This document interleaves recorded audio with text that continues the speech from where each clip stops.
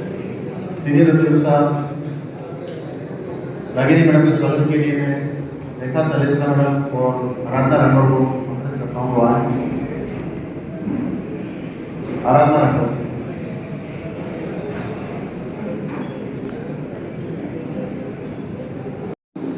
कार्यक्रम की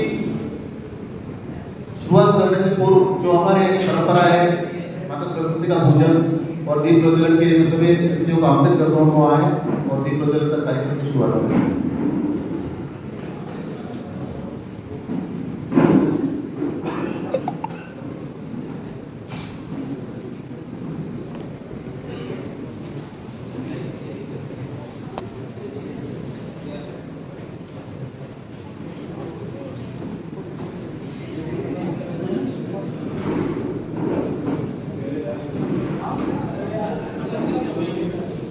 राधे राधे। प्रतिभा ब्लॉग 714 में आपका स्वागत है। कैसे हैं आप लोग? अच्छे होंगे, बिल्कुल अच्छे होंगे। और आज मैं क्या क्या बता रही हूँ, मेरे जवाई जी उदयपुर गए थे। बार एसोसिएशन के एक तरह से चीफ गेस्ट थे उदयपुर में।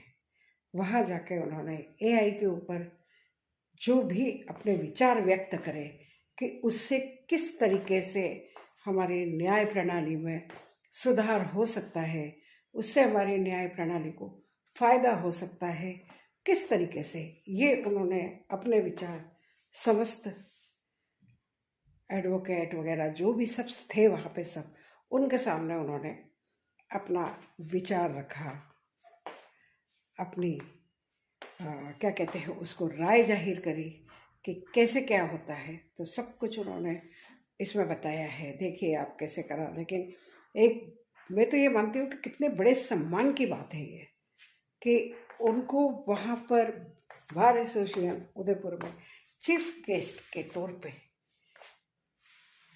बुलाया गया, सम्मानित किया गया,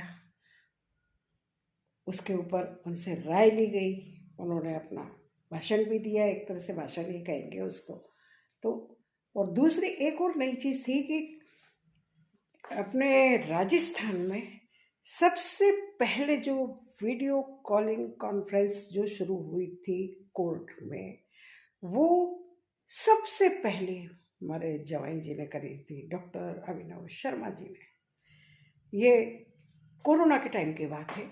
उस टाइम जब आप सारी डेटें आगे बढ़े जा रही थी, कुछ काम नहीं हो पा रहा था, तो उन्होंने उस समय भी, जैसे आज ये एआई के बारे में विचार राय अपना मत रखा है, ऐसे ही उन्होंने उस टाइम ये राय रखी थी कि भाई जब कोरोना के टाइम केस कब तक पड़े रहेंगे इस तरीके से, कोई आ नहीं सकता, कोई जा नहीं सकता, कोई का उदयपुर है, किसी का जोधपुर है, किसी का अजमेर है, मतलब बांसवाड़ा है, अलग अलग जगह के जो केस होते हैं, ना आदमी जा सकता है ना आ सकता है, तो वो कैसे पूरा होगा। तो उसके लिए वीडियो कॉलिंग की व्यवस्था रखी थी, वो आज तक जारी है कि इमरजेंसी में आप वीडियो कॉलिंग पे कॉन्फ्रेंस कर सकते हैं, न्याय प्रणाली में भी। तो उसी तरह की ये राय भी इन्होंने दी है कि किस तरीके से एआई द्वारा हम उनको केस को सॉल्व करने में किस तरीके की हमको मदद मिल सकती है। एक आदमी उस चीज़ का गलत फ़ायदा उठाता है, एआई की मदद से हम देखते हैं कई लोग गलत फ़ायदा उठाते हैं, गलत चीज़ें बनाते हैं, लेकिन वही चीज़ पॉजिटिव में अगर हम लेते हैं तो वो हमारे लिए पॉजिटिविटी बन जाती है।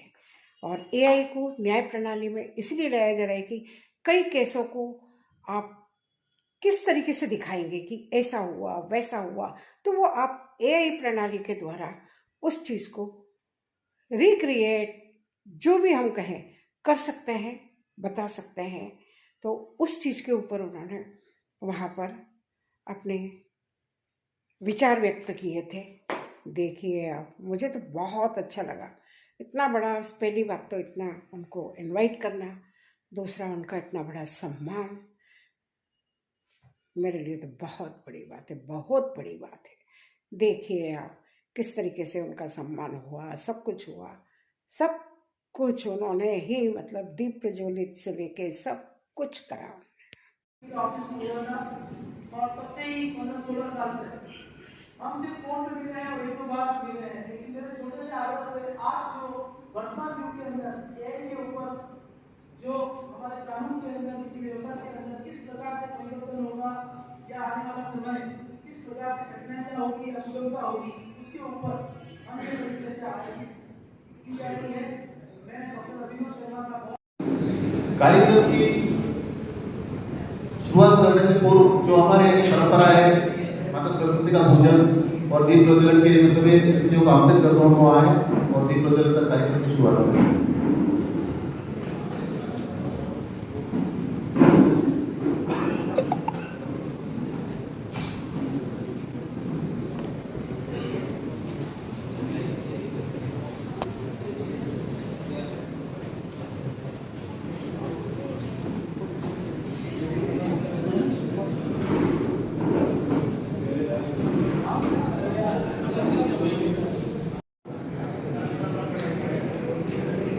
सीनियर अभियंता रागिनी मैडम के स्वागत के लिए मैं रेखा तलेस्का मैडम और आराधना राठौड़ को आमंत्रित करता हूँ। आराधना राठौड़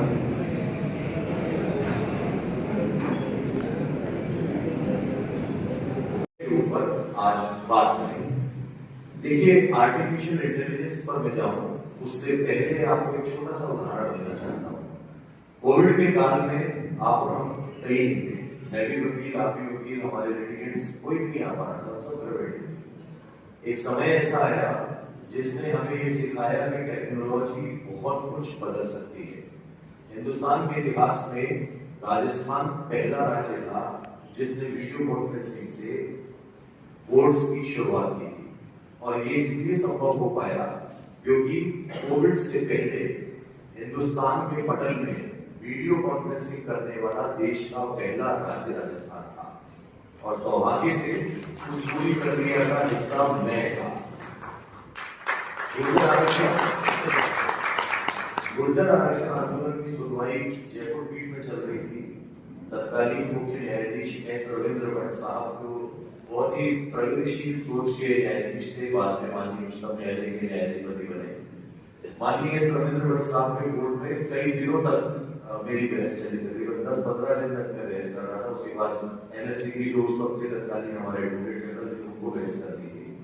10-15 दिन की बहस के बाद भी उन्होंने मुझसे पूछा कितना और समय लगेगा। मैंने 5-7 दिन की मेरी बहस और भी है इस विषय में।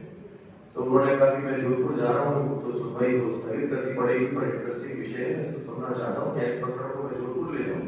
मैंने कहा बिल्कुल ले जाइए, पर आपको जोधपुर आना पड़ेगा। मैंने बता रहा हूँ हम जोधपुर गए, बहस वहां पे भी सुनवाई पे आई, पर प्रकरण सारे होते हैं, न्यायाधीश ऐसा नहीं कर सकता कि एक बंदे के लिए सारे केस ऑफ बोर्ड कर दे। तो थोड़ा थोड़ा समय दे पा रहे थे, और फिर एक दिन विचार आया कि हमने कहा सर ऐसा क्यों नहीं करते कि आपने नई बिल्डिंग का उद्घाटन भी कर दिया, आप लोग इतना प्रोजेक्ट वगैरह बना रहे हैं और सारा उसका वीडियो कॉन्फ्रेंसिंग रूम करते हैं, और अपने जजेस से भी तो आप वीडियो कॉन्फ्रेंस से जोड़ते हैं, केंद्र में और सुप्रीम कोर्ट के जजेस से भी आप किसी से बात करते हैं, व्हाट्सएप पे आप वीडियो कॉल करते हैं। तो ऐसा क्यों संभव नहीं है कि हम वीडियो कॉन्फ्रेंसिंग से इस केस की सुनवाई कर ले? मुझे जयपुर से नहीं आना पड़ेगा। चीफ जस्टिस साहब को ये विचार बड़ा अच्छा लगा। उन्होंने महेंद्र साहब से पूछा कि ऐसा कर सकते हैं क्या? इंफॉर्मेशन सेंटर है जो पूरा राजस्थान का की बोर्ड सिस्टम और हाई कोर्ट की वेबसाइट चलाते हैं, उनके साथ मिलकर के उन्होंने पूरा वीडियो कॉन्फ्रेंसिंग का एक सेटअप जयपुर और एक जोधपुर में लगाया, और माननीय उच्चतम न्यायालय के अंदर डीसी शुरू होने से पहले, कोविड काल आने से पहले, किसी भी देश के डीसी करने से पहले नॉन कोविड पीरियड के अंदर गुर्जर आरक्षण आंदोलन की सुनवाई जयपुर पीठ में हमने और जोधपुर पीठ में जजेस, दोनों जजेस जोधपुर बैठे हुए थे, और जयपुर से मैं और एमएससी के साथ वकालत करने वाले लोग कोर्ट में जयपुर में खड़े थे, जोधपुर में कोई नहीं। और उसका पूरा टीवी में डिस्प्ले कोर्ट रूम अचानक भर गया, तो कोर्ट के बाहर भी टीवी लगाए गए, सभी ने देखा सुना उसको। एक बड़ा अनोखा सा प्रयोग था, पर चीफ जस्टिस साहब की एक अच्छी सोच की वजह से संभव हो पाया। और कैसा लगा देखा आपने? तो है ना, मेरे लिए भी गर्व की बात है ना।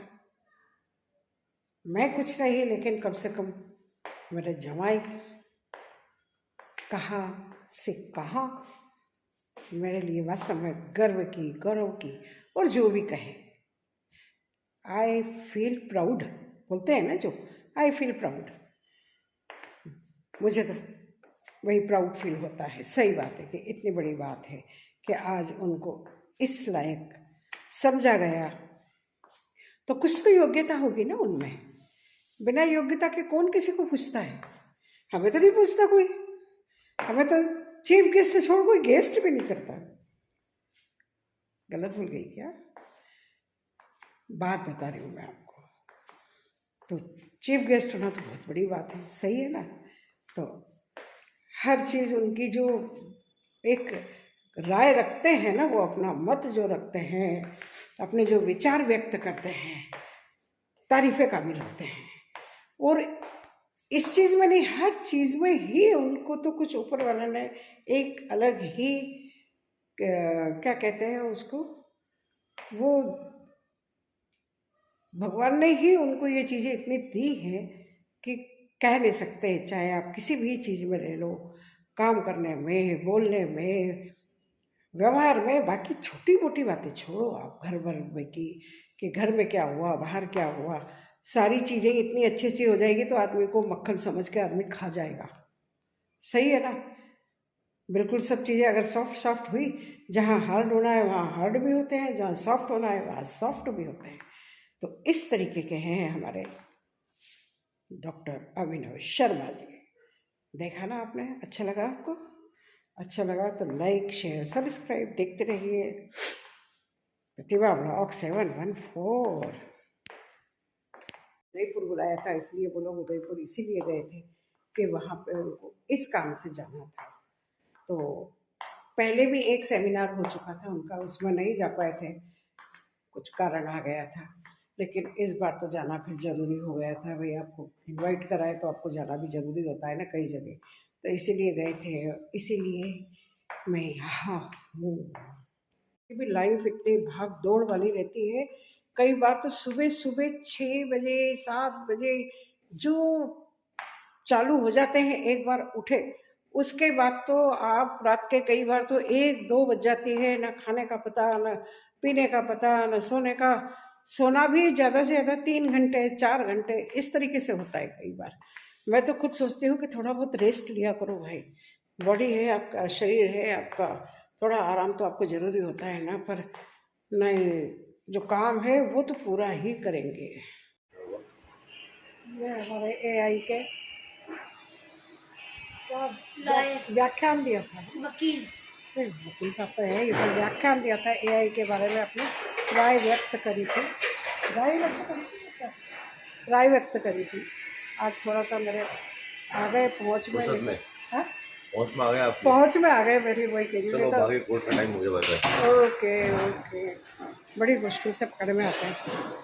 भाग दौड़ इतनी रहती है कि कभी उनका टाइम नहीं होता है, कभी मूड नहीं होता है, कभी कोई प्रॉब्लम होती है। साथ में सुबह का टाइम मिल गए 1-2 मिनट बात करना, बाकी तो उनकी चलती रहती है।